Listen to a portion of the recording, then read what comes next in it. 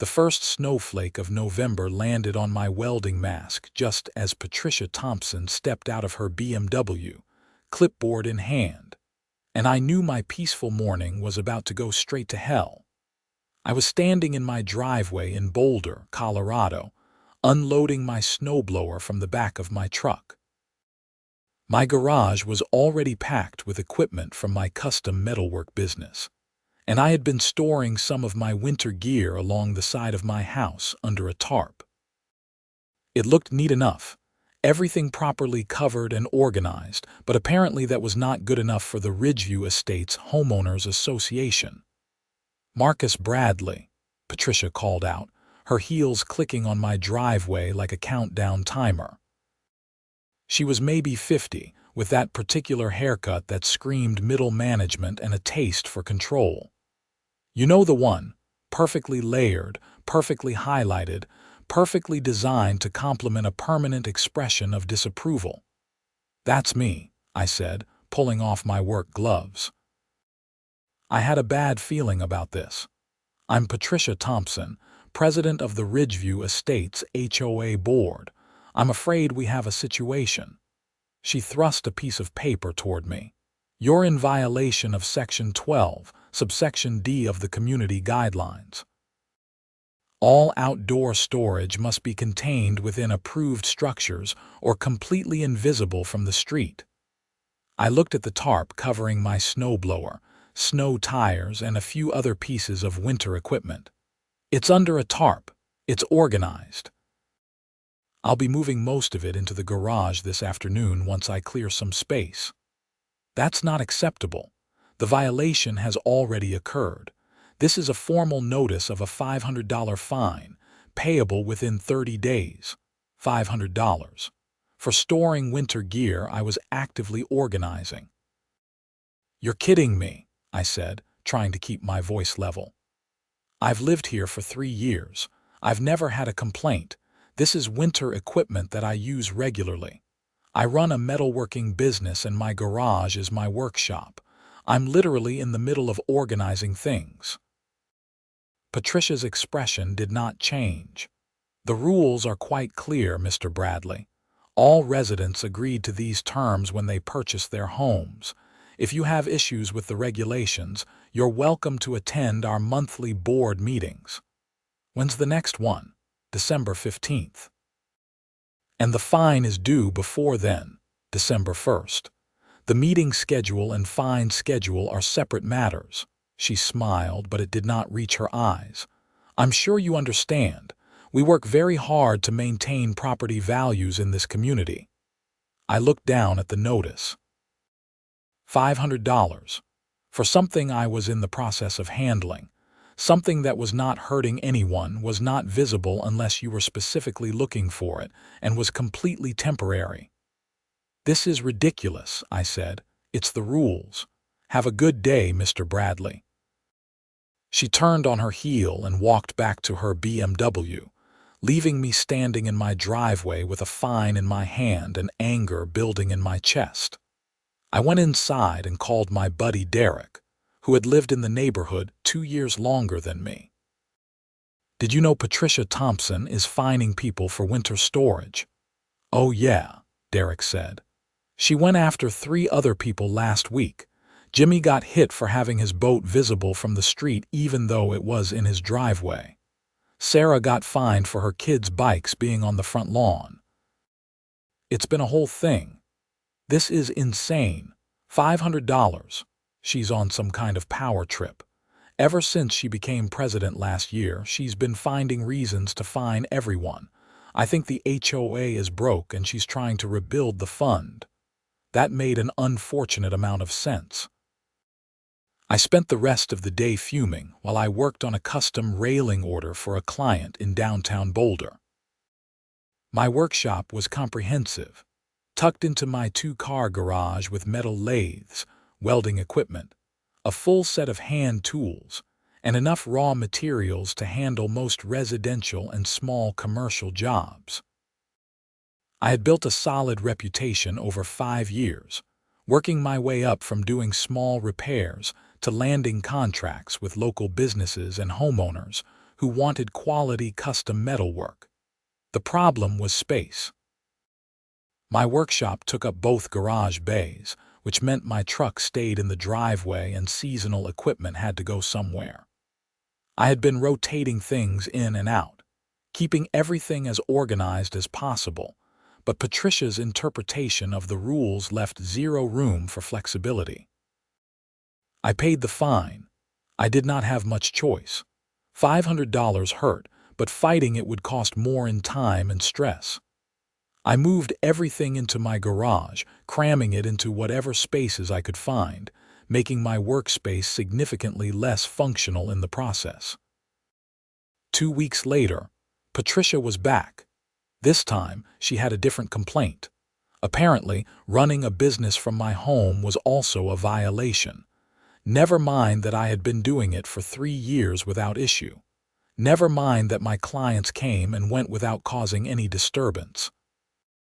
Never mind that the neighborhood had several other home-based businesses, including a consultant 3 houses down and a photographer across the street. Section 18 clearly states that home-based businesses requiring client visits or delivery trucks are prohibited without special permits, Patricia said, standing in my driveway again with her ever-present clipboard. I've observed at least 4 client vehicles at your residence this week. I do custom metalwork, I said, fighting to keep my voice calm. People need to see the work, discuss designs, pick up completed projects. I'm not running a retail store. I'm a craftsman. Then you'll need to apply for a home business permit through the HOA. The application fee is $300, and it requires board approval, which can take up to 90 days. $300 just to apply, that's correct. And in the meantime, this is a formal warning. If I observe continued business activity before you receive approval, you'll face fines of $200 per violation. I stared at her. You're telling me I have to stop working for 3 months while waiting for approval that might not even come? I'm telling you that you need to follow the community guidelines, Mr. Bradley. I don't make the rules. I simply enforce them. That was a lie. As HOA president, she absolutely had a hand in interpreting and enforcing those rules, but arguing was pointless. After she left, I sat in my garage and looked at my workshop. I had built this business from nothing. I had steady clients, a growing reputation, and enough work to keep me busy 6 days a week. The custom furniture pieces I made were showing up in high-end homes throughout Boulder County. I had accounts with 3 local contractors who called me for specialty railings, gates, and architectural metalwork. I was finally making good money doing something I loved, and Patricia Thompson was going to kill it because of some technicality in an HOA rulebook. I called my lawyer, a guy named Richard Chen who had helped me set up my LLC years ago. He listened to the whole story and sighed. Legally, she's probably within her rights, Richard said. HOAs have broad authority to enforce their covenants. You did sign the agreement when you bought the house. The question is whether the rules are being applied fairly and whether the HOA is following its own procedures. What do I do? You can fight it. Attend board meetings, request a hearing, potentially sue if you think they're acting in bad faith. But that's time and money, and there's no guarantee you'll win. Or you move your business somewhere else. I hung up and sat in silence. Moving meant finding commercial space, which meant rent, utilities, insurance, all the overhead costs I had been avoiding by working from home. It meant commute time. It meant completely restructuring how I operated. But the more I thought about it, the more I realized it might be the only real option. That night, I started researching commercial properties. Boulder's commercial real estate was expensive, but I found a few possibilities in nearby Louisville and Lafayette. One listing caught my eye, an older industrial building in Louisville being subdivided into workshop spaces. The rent was manageable, and the setup was perfect for what I needed. I scheduled a tour for the next day. The building was on Main Street in Louisville, a sturdy brick structure from the 1960s that had been a manufacturing facility before being converted into spaces for small businesses. The landlord, a guy named Tom Mitchell, showed me a 2,500 square foot bay with high ceilings, 3-phase power, and loading dock access. "We've got a woodworker, a pottery studio, and a custom motorcycle shop already in the building," Tom said. "Good mix of creative businesses. Everyone keeps to themselves but helps out when needed. Rent is $1,500 a month, 1-year lease minimum. $1,500 a month. That was going to hurt, but the space was perfect and I was out of options." "I'll take it," I said. Tom raised an eyebrow. "You want to think about it?" "No. I need to move my workshop immediately. When can I start moving in?" "First and last month's rent, and you can have the keys today." I wrote the check. $3,000 that I had not planned to spend, but it was done. I had a new workshop. The next 2 weeks were brutal. I worked from dawn until midnight, moving equipment, organizing the new space, setting up electrical for my welding equipment and machine tools. Tom turned out to be helpful, connecting me with an electrician who did work throughout the building and understood the power requirements for industrial equipment. The new workshop was actually better in many ways. More space meant I could organize more efficiently. The loading dock made receiving materials easier, and being in a building with other craftspeople created an immediate sense of community. Jake, the woodworker next door, helped me move my sheet metal storage racks. Christina, who ran the pottery studio, brought coffee and donuts one morning when she saw me working at 6 a.m. But the best part, the part I had not anticipated, was what happened with my clients. My first client visit at the new space was with Helen Sanders, a homeowner who had commissioned a custom staircase railing. She walked into my new workshop and her eyes went wide. "Marcus, this is incredible. You've really expanded." "Had to move out of my garage," I said. "HOA issues." She laughed. "Oh, don't get me started on HOAs. But seriously, this is a real professional setup. Very impressive." The next day, she referred me to her neighbor who needed custom fireplace screens. Then that neighbor referred me to someone else. Within a week, I had 3 new consultations scheduled, all from referrals. The pattern continued. Clients who saw my new professional workshop were more confident in my abilities. They placed bigger orders, referred me to friends, and treated me less like a guy working out of his garage and more like an established business. My commercial space legitimized me in a way I had not expected. 2 weeks after moving, I got a call from Martin Webb, the owner of Webb Construction, one of the contractors I worked with regularly. "Marcus, I've got a project that might interest you. New restaurant going in on Pearl Street. They want custom metalwork throughout. Railings, light fixtures, decorative panels. Big budget, but they want to meet at your workshop to see examples of your work." A year ago, that would have been awkward bringing clients to my garage workshop. Now I could say, "Absolutely. When works for you." The meeting went perfectly. The restaurant owners walked through my workshop, saw the quality of my equipment and my work in progress, and signed a contract for $40,000 worth of custom metalwork on the spot. It was the biggest single job I had ever landed. That night, I sat in my new workshop after everyone else had gone home and realized something. Patricia Thompson had done me a favor. She had forced me out of my comfort zone and into a situation that was actually growing my business faster than staying in my garage ever would have. But I was still angry about how it happened. A week later, I ran into Derek at the grocery store. He looked stressed. "Patricia got you too?" I asked. $800, he said. Apparently, my fence is 6 inches too tall according to some obscure measurement requirement. I've had that fence for 4 years. 4 years without a problem, and suddenly it's a violation. She's out of control. It's not just her. I talked to some people who have been here longer.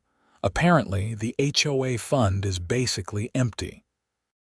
They approved some landscaping project 2 years ago that went way over budget, and then had some legal fees from another dispute. Patricia is trying to rebuild the fund by fining everyone for everything. That's illegal, isn't it? Using fines as a primary revenue source, probably. But who's going to fight it? Hiring a lawyer costs more than just paying the fines. Derek was right. Patricia was banking on people doing exactly what I had done, paying up because fighting was too expensive and time-consuming. But something he said stuck with me. If the HOA fund was depleted, and Patricia was using aggressive fining to rebuild it, there might be records showing financial mismanagement. And financial mismanagement by an HOA board could be a legal issue. I called Richard Chen again. Hypothetically, if an HOA is broke and using fines to rebuild funds, is that legal? Depends on how they're doing it and what their governing documents say. HOAs can fine for violations, but they can't use fines as a primary funding mechanism. And if the board mismanaged funds, residents might have grounds for legal action. How would someone find out if funds were mismanaged? HOA financial records are supposed to be available to residents. You have a right to review them. If they refuse, that's a red flag. I thought about it for a day, then decided to test the waters. I sent an email to the HOA board requesting copies of the financial statements for the past 2 years. The bylaws said they had to respond within 15 business days. Patricia responded in 3 days. Mr. Bradley, financial records are reviewed at our annual meeting. The next annual meeting is in March. You're welcome to attend. That was not what the bylaws said. I double-checked. Residents had the right to review records upon request, not just at annual meetings. I sent a follow-up email, citing the specific bylaw. Patricia did not respond. Meanwhile, my business was growing. The restaurant job led to 2 more commercial projects. My client list expanded from mostly residential work to a healthy mix of residential and commercial. I hired my first employee, a young guy named Tony who had just graduated from welding school and needed experience. The new workshop became a hub. Jake next door sent woodworking clients to me when they needed metal brackets or structural elements. Christina referred me to an art gallery looking for custom display systems. I was making more money than I ever had, and my reputation was growing beyond Boulder into the surrounding communities. Then I got a call that changed everything. Marcus Bradley. This is Jennifer Harrison with Peak Design Architects in Denver. We're working on a major residential development in Castle Rock, and we need a metalwork contractor for the model homes. We were referred to you by Helen Sanders. Would you be interested in bidding on the project? Peak Design was a major firm. A project with them could lead to dozens more.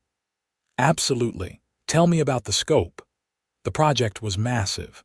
3 model homes, each requiring custom railings, gates, light fixtures, and decorative elements. Jennifer wanted to meet at my workshop the following week to discuss details and see my work. The meeting went even better than I hoped. Jennifer brought 2 partners from the firm, and they spent 2 hours discussing their vision, looking at my previous work, and watching me demonstrate some techniques. By the end, they were talking about not just the model homes, but potentially using my work as a standard vendor for their projects going forward. We'll send you the full specifications next week, Jennifer said as they were leaving. But I'll tell you now, we're very impressed. Your work is exactly what we're looking for, and having a real professional workshop makes us confident you can handle the volume." After they left, Tony let out a low whistle. "Boss, that's huge." "Yeah," I said. "It really is." The specifications arrived 4 days later. The bid request was for $120,000 worth of work over 6 months, with the possibility of ongoing contracts. It was more than I had made in the entire previous year. I spent a week preparing my bid, making sure every detail was right, every cost accounted for. I submitted it on a Friday morning and tried not to obsess over it. Monday afternoon, Jennifer called. "Marcus, we've reviewed your bid. We'd like to move forward. Can you start in 2 weeks?" I said yes before she finished the sentence. That night, I celebrated with Tony, Jake, and Christina at a brewery down the street. We sat outside despite the December cold, drinking craft beers and talking about the future. "You know what's crazy?" I said. "None of this would have happened if Patricia Thompson had not forced me out of my garage. I'd still be doing okay, but nothing like this." "So you're grateful to her?" Jake asked, grinning. "Hell no. She's still a tyrant, but sometimes getting pushed out of your comfort zone works out." The good mood lasted until I got home and found another notice from the HOA on my door. This one was different. Patricia had filed a formal complaint stating that I had abandoned my property. Since I was no longer operating my business from the house and was rarely there during the day, she claimed I was violating occupancy requirements. The fine was $1,000. I stood in my doorway, reading the notice 3 times to make sure I was understanding it correctly. She was fining me for not being home enough, for having a job, for doing exactly what she had forced me to do by making it impossible to work from home. This was beyond petty. This was vindictive. I called Richard Chen. "She's claiming I abandoned my property because I'm not home during work hours." Richard was quiet for a moment. "That's not how occupancy violations work at all.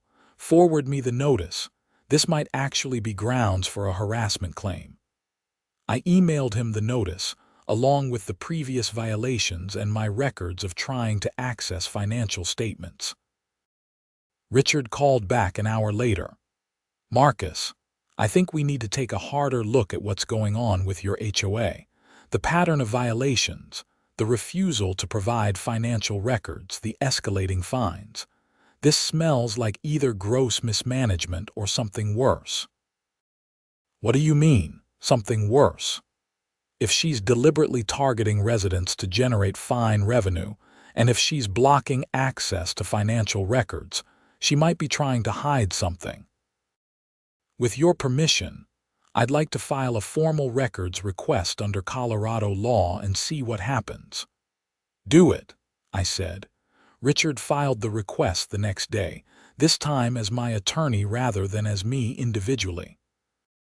The request went to the entire HOA board, not just Patricia, and cited specific Colorado statutes regarding HOA transparency requirements. It also put them on notice that failure to comply would result in legal action. Patricia called me personally 2 days later. Her voice was tight. "Mr. Bradley, your attorney's request is being reviewed. However, I need to inform you that sending legal threats to the board is considered hostile behavior under our community guidelines. I'm escalating your occupancy violation to the full board for potential additional sanctions. You're threatening me for exercising my legal rights. I'm informing you of consequences for your actions. The board takes threats very seriously. Requesting public records is not a threat, it's a right." She hung up. Jake noticed me pacing in the parking lot after the call. "You okay?" I told him what was happening. He shook his head. "Man, she's really got it out for you. I don't even know why. I paid her stupid fines. I moved my business. What else does she want?" "Control," Jake said. "People like that always want control. You're challenging her, so you're a threat."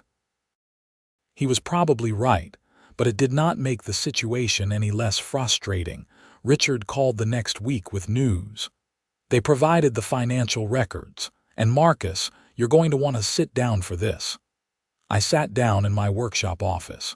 What did you find? The HOA fund is not just depleted. It's in the red by almost $40,000. But here's where it gets interesting.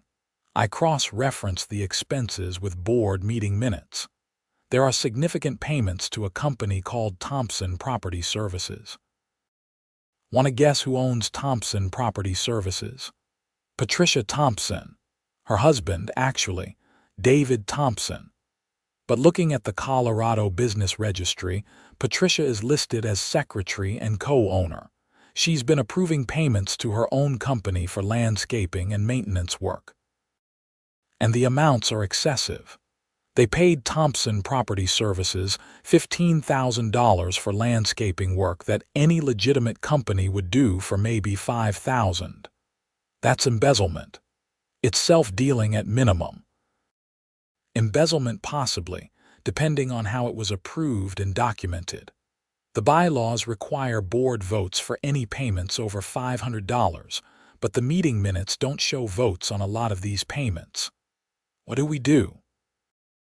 I'm going to write a letter to the entire board outlining what we found and giving them an opportunity to respond.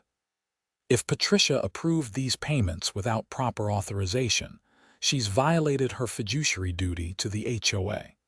Other board members could be liable too if they knew about it.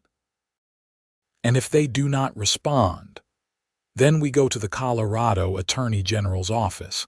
They have a division that handles HOA complaints, and depending on what else we find, we might need to talk to local law enforcement. Richard sent the letter. He did not send it just to the board. He sent copies to every single homeowner in Ridgeview Estates. All 67 households received a detailed letter outlining the financial irregularities and Patricia's apparent self-dealing. The response was immediate and explosive. My phone started ringing that night. Neighbors I had barely spoken to were calling to say they had also been fined excessively, had also been denied access to records, had also felt like Patricia was abusing her authority. Derek called to say at least 20 homeowners were talking about demanding a special meeting to remove Patricia from the board. Patricia called me at 9 p.m. "You've made a serious mistake, Mr. Bradley. That letter contains defamatory allegations. You'll be hearing from my attorney. Everything in that letter is documented from the records your board provided," I said. "If you want to sue me for defamation, go ahead. Discovery should be interesting." She hung up. The special meeting was scheduled for 2 weeks later, right before Christmas. Colorado HOA law allows residents to call special meetings with sufficient petition signatures. Within 4 days, 35 homeowners had signed. The meeting would be at the community clubhouse, and the agenda was simple. Review financial irregularities and vote on Patricia Thompson's continued service as board president. Those 2 weeks were tense. Patricia sent multiple emails to residents defending her actions, claiming the payments to Thompson Property Services were legitimate and properly approved. She claimed I was a disgruntled homeowner with a vendetta who was lying about the records, but Richard was thorough. He prepared a presentation with side-by-side comparisons of what Thompson Property Services charged versus market rates for similar work. He had meeting minutes showing votes that supposedly happened, but were not recorded. He had emails from other residents documenting similar patterns of aggressive fining and denial of record access. The night before the meeting, I got a call from a number I did not recognize. "Marcus Bradley. This is David Thompson, Patricia's husband. We need to talk." I almost hung up. "About what?" "About resolving this situation before it gets out of hand. Look, I know Patricia can be intense about the HOA rules. She takes her responsibilities seriously. But this meeting tomorrow, it's going to be a disaster for everyone. Legal fees, investigations, it'll tank property values. Nobody wins. Your wife embezzled HOA funds to pay your company inflated rates. That's fraud. That's not what happened. We provided services at fair market rates. If there were paperwork issues with board approvals, that's an administrative matter, not fraud. The market rates Richard found say otherwise. David was quiet for a moment. What would it take to make this go away? Patricia can resign. We can arrange to pay back any disputed amounts, but we can't have this become a legal thing. It'll ruin us. You should have thought about that before you ripped off your neighbors. Marcus, please, we made mistakes, okay? We're willing to make it right, but if this goes to the Attorney General, it becomes public record. It follows us forever. That's not my problem, I said. You stole from the HOA and then harassed residents to cover it up. You should face consequences. $30,000. We'll write a check tomorrow for $30,000 to the HOA fund and Patricia resigns. Clean slate. The shortfall is $40,000, and that doesn't account for the excessive fine she collected. $35,000, that's everything we can pull together. Please. I thought about it. $35,000 would more than fix the HOA fund shortage. Patricia would be gone. It would end the situation cleanly, but it would also let her off the hook for what she did.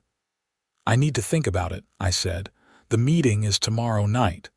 Then I'll let you know tomorrow. I hung up. I called Richard and told him about the offer. He sighed. It's tempting.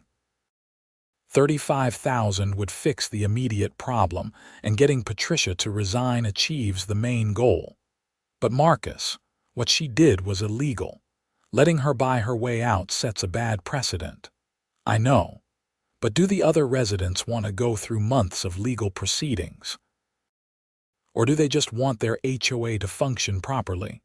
That's a question for them, not us. The meeting the next night was packed. All 67 households sent at least one representative, and the small clubhouse was standing room only. Patricia sat at the front table with the other board members, looking defiant. David sat in the back, looking miserable. I presented first, walking through the financial records Richard had obtained. I showed the inflated payments, the missing board approvals, the pattern of aggressive fining that coincided with the financial shortfall. Residents asked questions, most of them angry, some confused. Patricia tried to interrupt several times, but the interim moderator, a retired attorney named George from 3 streets over, shut her down. You'll have a chance to respond, Miss Thompson. Let Mr. Bradley finish. When I was done, Patricia stood up. She was shaking, either from anger or nerves. I could not tell.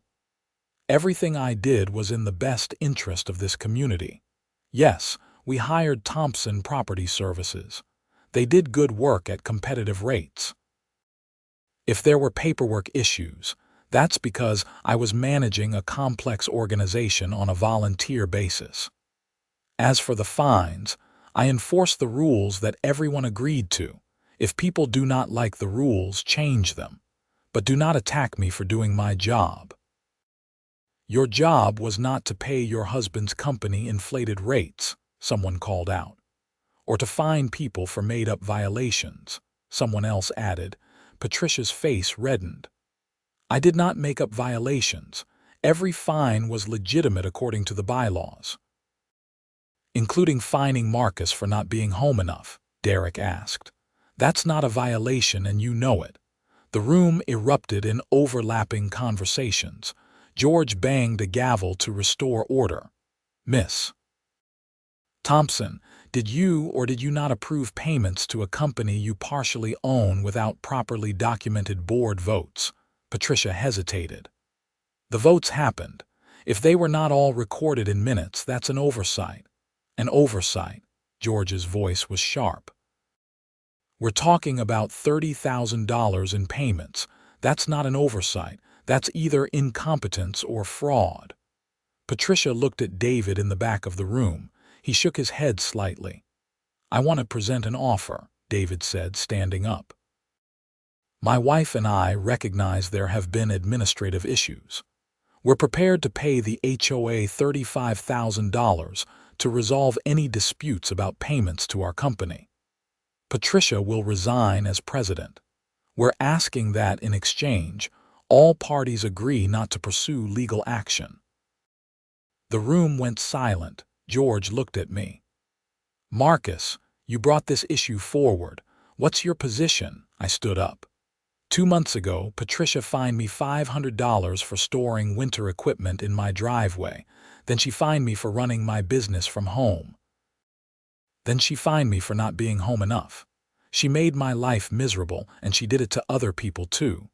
She did all that while stealing from the HOA to pay her husband's company. I paused, but my goal was never to destroy her. My goal was to stop the abuse and fix the HOA. $35,000 fixes the financial problem. Her resignation fixes the leadership problem. If the community wants to accept that offer, I support it. What about the fine she collected? Someone asked. David spoke up again. We'll add $5,000 to cover refunding improper fines. $40,000 total. George looked around the room. All in favor of accepting the Thompsons' offer of $40,000 and Patricia's resignation in exchange for not pursuing legal action, raise your hand. Almost every hand went up. Opposed, 3 hands, including mine. I could not bring myself to vote for it, even though I had supported the offer. It felt too much like letting her buy her way out of consequences. Motion passes, George said. David, we'll need certified funds within 72 hours. Patricia, your resignation is effective immediately. This meeting is adjourned. People filed out, some angry, some relieved, most just ready for it to be over. Patricia left quickly, avoiding eye contact with everyone. David approached me in the parking lot. Thank you, he said quietly. I know we don't deserve gratitude. But thank you for not pushing harder. I did not do it for you, I said. I did it because the community voted for it, I know. But still, thank you. He walked away. I stood in the parking lot watching cars leave, feeling oddly empty. We had won. Patricia was gone. The HOA fund would be restored. Improper fines would be refunded. Everything I had pushed for had happened, but it felt incomplete somehow. Richard came over. You okay? Yeah, just processing. You did good work here. You stood up to a bully and fixed a broken system. That matters, I guess. It just feels like she got off easy. Maybe. But $40,000 and public humiliation are not nothing, and her reputation is destroyed. Everyone in this community knows what she did. That follows her. He was right. I knew he was right, but I still felt uneasy.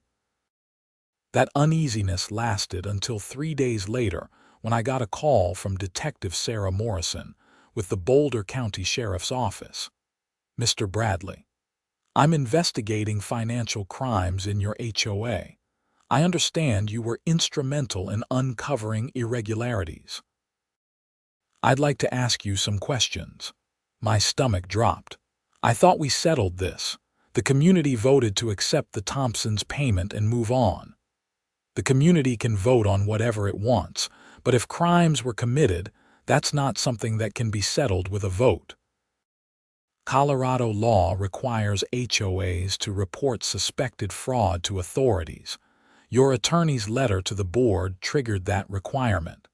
So even though we voted to drop it, the criminal investigation proceeds regardless. Can you come to the station tomorrow to give a statement? I met with Detective Morrison the next morning. She was in her 40s, professional and thorough. I walked her through everything, the violations, the fines, the financial records, the payments to Thompson Property Services. She took notes and asked detailed questions. How much total did Thompson Property Services receive from the HOA? about $30,000 over 18 months. And your attorney determined fair market value would have been what? Maybe $10,000 for the same work. So $20,000 in excess payments. Did Patricia Thompson have signature authority on HOA checks? Yes, she and the treasurer both did. Who was the treasurer? Linda Martinez. But she resigned 4 months ago. I don't know why. Detective Morrison wrote that down. We'll talk to her. Anything else you think I should know? I thought about it. Patricia got increasingly aggressive with fines around the same time the financial problem started, almost like she was trying to generate revenue to cover the shortfall. That's a pattern we see in these cases. Use improper payments to benefit themselves, then try to hide it by generating revenue through fines or assessments. It's a form of embezzlement. She stood up and handed me her card. Thank you for your time. If you think of anything else, call me. And Marcus. You did the right thing bringing this forward. A lot of people would have just paid the fines and moved on. I tried that, I said. Didn't work out. The investigation took 6 weeks. During that time, I got back to focusing on my business. The Peak Design project was in full swing, and it was everything I had hoped for. The model homes were showcases for my work, with custom railings, decorative panels, and light fixtures that demonstrated the full range of my capabilities. Jennifer from Peak Design brought clients to tour the models regularly, and my work was always a highlight. We've had 4 clients ask for your contact information just this week, Jennifer told me during one site visit. I think you're going to be very busy in the new year. She was right. By mid-January, I had more work booked than I could handle alone. I hired a second employee, a woman named Rachel who had 15 years of metalworking experience and was looking for a change from manufacturing. With Tony and Rachel, I could take on larger projects and maintain quality. The new workshop was humming. Jake next door had a steady stream of furniture commissions. Christina's pottery studio was hosting classes. The building was becoming known as a creative hub in Louisville. Tom, the landlord, was talking about buying the building next door and expanding. Then in late January, Detective Morrison called. Marcus, I wanted to update you. We've completed our investigation. Patricia and David Thompson are being charged with theft, embezzlement, and fraud. The district attorney believes we have enough evidence for conviction. What happens now? They've been arrested and released on bond. There'll be a preliminary hearing in a few weeks, then likely a trial unless they take a plea deal. I wanted to let you know because you'll probably be called as a witness. Arrested. It felt surreal. I did not think it would go that far. Financial crimes are serious. They stole from their neighbors and abused their positions of trust. Colorado takes HOA fraud seriously, especially given how many people it impacts. After we hung up, I sat in my office trying to process it. Patricia Thompson, who 2 months ago had been harassing me about winter gear storage, was now facing criminal charges. It was what she deserved, but it still felt strange to have been the catalyst for it. The news spread through Ridgeview Estates quickly. Derek called me that night. Did you hear? Patricia got arrested. Yeah. Detective Morrison called me. This is crazy. I mean, she deserved it, but it's still crazy to think about. How's the new board doing? After Patricia's resignation, George had taken over as interim president. They had held elections in January, and a woman named Susan Chen was now president, with 2 new board members who seemed committed to actually serving the community rather than ruling it. So much better, Derek said. Susan's first act was suspending all pending fines pending review.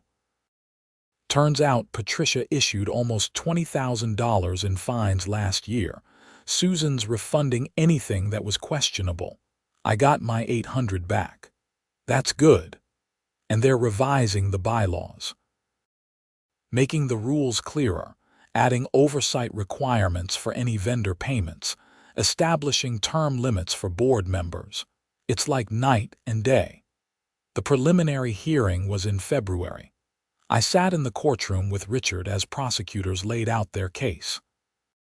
Patricia and David looked diminished, sitting at the defense table with their attorney. The judge reviewed the evidence, found probable cause, and scheduled a trial for April. Outside the courthouse, a reporter from the Boulder Daily Camera approached me. "Marcus Bradley. I'm doing a story on the Ridgeview Estates HOA case. Can I ask you a few questions?" I hesitated. "I'd rather not." "I understand, but I think your story is important. You stood up to corruption in a system that's designed to intimidate people into compliance. That's newsworthy." Richard nodded at me. "It's up to you, but she's not wrong. HOA abuse is a real problem. Your story might help other people." I agreed to a brief interview. The reporter asked about the initial violations, the fines, my decision to move my workshop, and ultimately my discovery of the financial irregularities. She was respectful, focused on the facts rather than sensationalizing. The story ran a week later on the front page of the local section. Local craftsman uncovers HOA embezzlement scheme. It was fair and accurate. It detailed Patricia's pattern of violations, the financial irregularities, and the criminal charges. It also mentioned my business growth after being forced to move my workshop. The article brought unexpected attention. I got calls from 3 other HOAs asking me to speak at their board meetings about financial oversight. A producer from a Denver news station wanted to do a feature on HOA reform. And I got at least a dozen calls from homeowners in other communities dealing with similar issues, asking for advice. I helped where I could, mostly by connecting people with Richard and explaining the process we had gone through. But I was not looking to become an HOA reform advocate. I just wanted to run my business. The trial was scheduled for early April, but it never happened. In late March, Patricia and David accepted a plea deal. They pled guilty to theft and agreed to pay full restitution to the HOA, including not just the $40,000 they had already paid, but an additional $15,000 covering investigation costs and property value impacts. They also received probation and community service. No jail time. That bothered some people in the community, but the district attorney explained that for first-time offenders in financial crimes, jail was rare. The restitution and probation were standard. The case was closed. Ridgeview Estates had a functional HOA board, a healthy reserve fund, and revised bylaws that protected residents from the kind of abuse Patricia had engaged in. My $500 refund arrived in April, along with a formal letter from Susan Chen apologizing on behalf of the board for the improper violations. My business continued growing. By summer, I had 4 employees and was working on projects throughout the Front Range. Peak Design made me their preferred metalwork contractor. I had standing relationships with 6 builders and dozens of residential clients. The workshop that Patricia had forced me to create had become the foundation for real success. In June, I got a call from Tom, my landlord. "Marcus, I'm buying the building next door. I want to offer you first right to expand into one of those spaces. You're outgrowing your current bay." He was right. With 4 employees and increasing inventory, I needed more room. We negotiated a lease for an additional 1,500 square feet. More space for materials storage, a dedicated finishing area, and room to grow further. Jake helped me knock down the wall between the 2 spaces. We celebrated the expansion with the whole building, having a summer barbecue in the parking lot. It felt like a real community, people doing creative work and supporting each other. That night, standing in my expanded workshop, I thought about where I had been a year ago. Frustrated, angry, feeling powerless against an HOA president who seemed determined to make my life difficult. I had moved my workshop out of necessity and anger, never imagining it would lead to this. 30 jobs I had taken with me when I moved. That was the number of active projects I had when I left my garage. Small residential jobs mostly. Custom railings, decorative pieces, repairs. Good work, but nothing spectacular. Now I had over 100 clients, commercial contracts, employees, a professional workshop, a reputation that extended beyond Boulder into Denver, Fort Collins, Colorado Springs. I was doing work I loved, making good money and growing every month. Patricia Thompson had tried to crush me with her petty tyranny. Instead, she had forced me out of my comfort zone and into real success. And in the process, her own corruption had been exposed, costing her reputation, money, and a criminal record. There was justice in that. Maybe not perfect justice, but enough. I locked up the workshop and drove home to Ridgeview Estates. The neighborhood was quiet, peaceful. My driveway was empty except for my truck. No winter gear in sight, everything properly stored in my garage, but I did not work there anymore.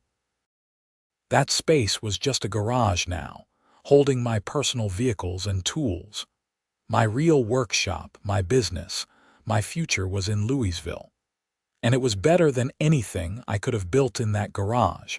Sometimes the worst thing that happens to you turns out to be exactly what you needed. It took Patricia Thompson's harassment to teach me that lesson. I did not like how I learned it, but I could not argue with the results. The next morning, I got to the workshop early. Rachel and Tony would be in by 7, and we had a full day ahead. A custom gate for a estate in Niwot, railings for a restaurant in Denver, and consultations for 2 new projects. Busy, profitable, growing. I fired up the welding equipment and got to work. The metal glowed orange under the torch, malleable and responsive. I shaped it carefully, precisely, creating something functional and beautiful. That was what I did. Take raw materials and transform them into something better. Patricia had tried to do the same thing to me, apply pressure to break me down. But she had miscalculated. The pressure had not broken me. It had forged me into something stronger, and that made all the difference.